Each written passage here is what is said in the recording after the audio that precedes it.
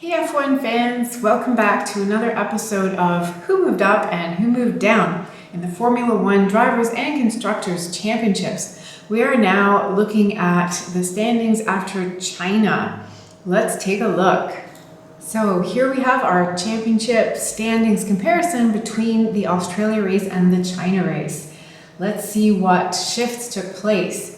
Well, we have Mr. Ollie Behrman jumping ahead of both Norris and Verstappen. Wow, what a day this is when the Haas can do this and the other cars struggling so much. Wow, okay, and then poor Lando, of course. It doesn't help if you only get to race the sprint race and you don't get to start the main race. And Max also DNF'd. So pretty terrible. 0 points the whole weekend. Sprint race and main race. Wow. Okay, wow. As you know, I'm a Max fan, so that sucks. Okay, here we have a huge shakeup. So Mr. Pierre Gasly jumps ahead from P10 to P7. Good on him. Wow, 8 more points this weekend.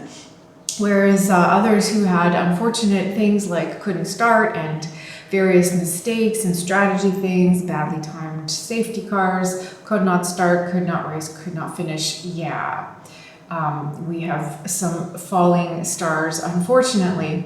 But Pierre's really finding his footing in the Alpine. So the Alpine is not all that bad this year. They don't have to feel disappointed that all that time invested last year to get this year's car up to snuff didn't pay off, because it looks like it is paying off. And Gasly's really being able to extract from it. So good on him. Really, really good on him. Happy for Gasly. Okay, then we have Racing Bulls swap up with Lindblad moving down slightly, getting no points this weekend, and Lawson moving up in a significant way from 0. So I think this is kind of where they actually sit. They've been very consistent. The cars have been good when they've been good. So I would almost call out RB as best of the rest. I think I already called it out last week. We will continue to see. Okay, who else do we have? We have Colapinto and Saints were side by side, now swapped up. Colapinto has a good car. Saints does not. They acknowledge long way to go there. Very disappointing. But hey, he pulled off better results this weekend. He got some points. And so does Franco, but just a little bit less. Actually, even in Colapinto's situation, the Alpine is pretty good. Okay, let's see what they can continue to pull off. And we have some more sadness at the end. Perez, Stroll, Alonso, just more 0-0 bad. Didn't finish, didn't start. Poor Alonso, that car is shaking. The engine makes the car shake, and he had to actually quit the race because his hands stopped having feeling. Like, can you imagine a motor shaking so bad on you that after, I guess it's over an hour, you just have to call it quits? Because you can literally get nerve damage. That is not cool. So poor Alonso struggling with that. Of course, Lance as well. And Lance fallen even lower down because he didn't get to even finish that much. And then we have some moving up. People who probably should have scored points in the first race but didn't score points until this race. So a good showing from Isaac Hadjar. He's getting to be closer up with Max. And finally some results for poor Oscar, although just from the sprint race. Can you believe Oscar has not raced a full race this year yet? Both of them he missed. So he's totally expecting to be zooming up. But at least he's gotten himself out of the total weeds. And Hülkenberg, not in the points, but a decent result. So pulls himself up as well. And the rest of them are the same as they were. I don't think we're stuck here in this order. This is definitely bound to change. amazing win from Kimi Antonelli, his first win so early on in his career, still a teenager. Everyone was so incredibly happy for him. So for me, like, it's about the drivers, right? It's about the story of the drivers. So if Max's story is sad right now, I felt like a really big gap and lack of feeling for Formula One all of a sudden. It seemed like, oh no. But then you realize, you know what? Just pick up a few more that you can really get behind. So Antonelli is definitely one I can get behind. And I was saying that before he won this weekend. I think he's just got the right mental attitude. He's so young, so really impressive and delivering really great results. I'm so glad he conquered the issues he was having at starts. So that's that. So really that is very close. Let's look at the closeness. Still pretty close at the front. So hey, oh my goodness, can Antonelli fight for this championship? Let's see. It doesn't seem like Mercedes is officially prioritizing a driver. So this remains to be seen, and it's very exciting. Another team who's not prioritizing a driver is Ferrari there. Those guys were racing like, whoa, like you wouldn't believe it. Now, I have to say something about that. So during the sprint race, there were many, many passes. And it just felt super empty because you could tell they were just fake passes, right? The people just going back and forth, back and forth.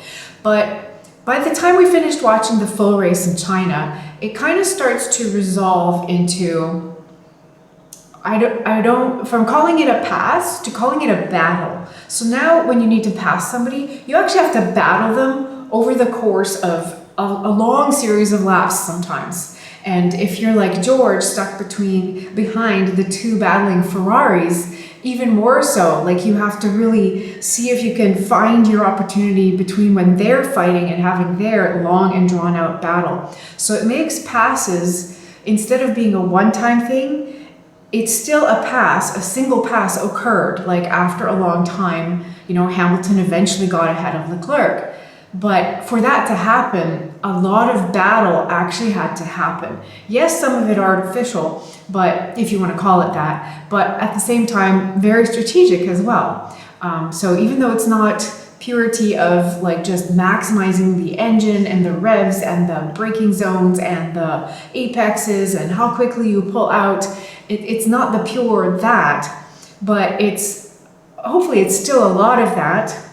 Plus, you also now have to be thinking and strategizing about all the different modes, whether you're overtake, whether you're boost, and when you're recharging your battery and when you're spending it. So there's a lot more gaming it, which makes a pass turn into a battle. And then in the end, the same person probably wins, but there was a hell of a lot more for them to do and for us to see in the meantime. So that's kind of my shift that happened to me this weekend regarding the new regulations. I was pretty bummed out about it during the sprint race, but then it resolved into something else by the time the real race ended.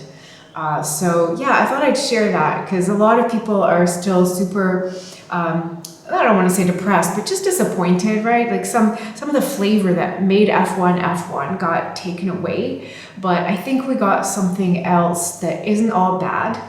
And I'm still hopeful that the FIA will meet, like they said, after China and maybe fine-tune some stuff to make more of the real racing come through, plus the good parts of the new stuff also still be there. So it is what it is, but that's what I saw. Okay, we have some closeness also between Behrman and Norris. I mean, if the McLaren can really put up a fight and start every race, I think they'll get ahead of that, so we'll see. Gasly and Verstappen are 1 point apart, the old teammates. Verstappen and Lawson right there as well. So this is a very close little group here, which at this point can resolve any old way because we've got an Alpine, we've got a Red Bull that's struggling, and we've got an RB that's doing quite well. So that's going to be an interesting little three-way battle that we can watch to see how it resolves. We have closeness all throughout here, the 4s and 3s, and even 2, although getting to the back midfield, it's not as big of a closeness as up front, but still a lot of closeness there. A lot of things can happen between those drivers, including jumping up into that group there. Yeah, we have a tie here, and of course a lot of ties there between Saints and Bortoletto. Yeah, that's actually actual closeness, because Saints is able to get a lot out of that car, even though the car's not great. Bortoletto too sometimes, but the car hasn't been as reliable. So they're actually right there matched up right now. All right, enough of that. Let's go check out where the teams went this week, just from one race to another. We've got, sad. But you know, when there's no points happened, well, okay, 4 points happened from Hajar. That's what happens. You're gonna start dropping down, and Haas had a relatively good weekend, especially Ollie Behrman. So here we are. Haas moves up into P4 of the team championships, and Red Bull drops to P5. Oh dear. We have another swap also towards the further back. We have Alpine moving up, because yes, it's actually starting to show some of its stuff. And we have Audi dropping down. I think not necessarily because it's doing poorly, but because just more reliability stuff. Anything else? Yes, we have another swap way at the back where, oh my goodness, Cadillac gets ahead of Aston Martin. Aston Martin is really in the pits now. But having said that, it's kind of disappointing that we have 2 races that are upcoming in April that are now cancelled. But on the other hand, it's interesting because there's a whole month gap for the teams to really look at everything that's happened in the first races, and that'll include Japan as well, that's coming up, and then really digest all that and come up with some sizable upgrades for when we resume racing after April. So as much as I hate to have no F1 when we just got it back, that's going to be a very interesting and cool evolution to see. And then, of course, here we have the teams that didn't move. The Racing Bulls are solid in P6, Williams holding out in P9, and the top 3 have not actually changed. And then the gaps, which I already had up, which I forgot to turn off at first, we have very closeness here. Wow, between Haas and McLaren, actual closeness. We'll see how it resolves. Because remember, Ocon's been having a bad time. So this is mostly Ollie Behrman here, representing for Haas. So that's really impressive, as the McLarens have a few struggling issues. And then let's see, okay, this is ironic and hilarious. The Red Bull main team and the Racing Bulls sister team are tied. I'm sorry, that just tickles. Okay, and aside from that, okay, this is a little bit close, so Alpine's almost there. This is tied between Audi and Williams, and we are tied in the misery at the back of the field. So yeah, that pretty much sums it up. I hope you are enjoying some of the enhancements I've made to the app, which I'm using to present all of these differences. And also, I think I've covered everything, like what, I'm kind of resolving to feel about the new regulations and where the teams are going. So if you liked, please like the video. It helps a lot. A lot of viewers dropped off because the gap between last season and this season is so long. And then YouTube thinks that you've given up, but no, it's just a new season. So please like the video to get some of the subscribers who were subscribed back watching the videos, and definitely share with anyone who's also interested in Formula One if they would like to see this kind of progression, to see what's happening from week to week with the shifts between the drivers and the teams. Also, I think after the 3rd race, it'll be enough to start doing the little car animations where the cars run across the screen. So look out for that after the next race in Japan in 2 weeks from now. Till then!